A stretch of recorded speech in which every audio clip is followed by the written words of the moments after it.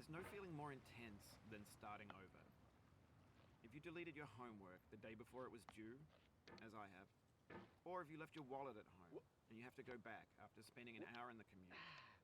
If you won some money at the casino and then put all your winnings on red but it came up flat. If you got your best shirt dry cleaned before a wedding and then immediately dropped food on it. If you won an argument with a friend and then later discovered that they just returned to their original view. Starting over is harder than starting up.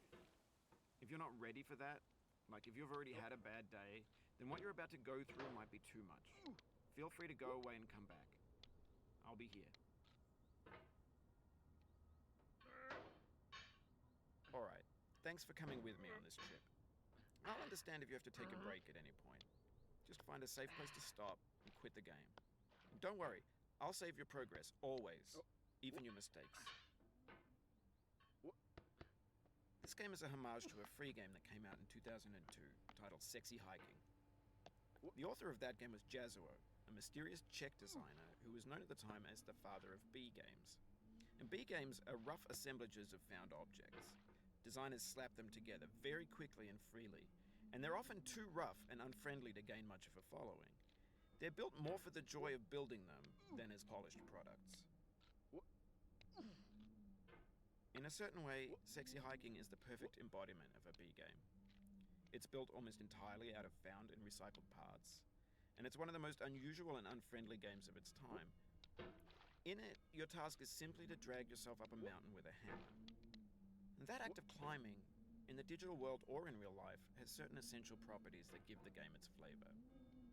No amount of forward progress is guaranteed. Some cliffs are too sheer or too slippery. And the player is constantly, unremittingly in danger of falling and losing everything. Anyway, when you start Sexy Hiking, you're standing next to this dead tree that blocks the way to the entire rest of the game. It might take you an hour to get over that tree, and a lot of people never got past it. You prod and you poke at it, exploring the limits of your reach and your strength, trying to find a way up and over. And there's a sense of truth in that lack of compromise. Most obstacles in video game worlds are fake. You can be completely confident in your ability to get through them once you have the correct method or the correct equipment or just by spending enough time. In that sense, every pixelated obstacle in Sexy Hiking is real. The obstacles in Sexy Hiking are unyielding, and that makes the game uniquely frustrating. But I'm not sure Jazuo intended to make a frustrating game. The frustration is just essential to the act of climbing, and it's authentic to the process of building a game about climbing.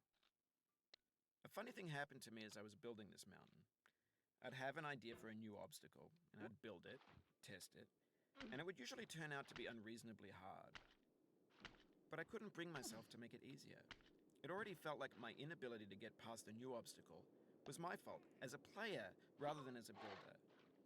Imaginary mountains build themselves from our efforts to climb them, and it's our repeated attempts to reach the summit that turns those mountains into something real. When you're building a video game world, you're building with ideas, and that can be like working with quickset cement. You mold your ideas into a certain shape that can be played with, and in the process of playing with them, they begin to harden and set until they're immutable, like rock. And at that point, you can't change the world. Not without breaking it into pieces and starting fresh with new ideas. For years now, people have been predicting that games would soon be made out of prefabricated objects, bought in a store and assembled into a world. And for the most part, that hasn't happened, because the objects in the stores are trash. I don't mean they look bad or that they're badly made, although a lot of them are. I mean they're trash in the way that food becomes trash as soon as you put it in the sink. Things are made to be consumed and used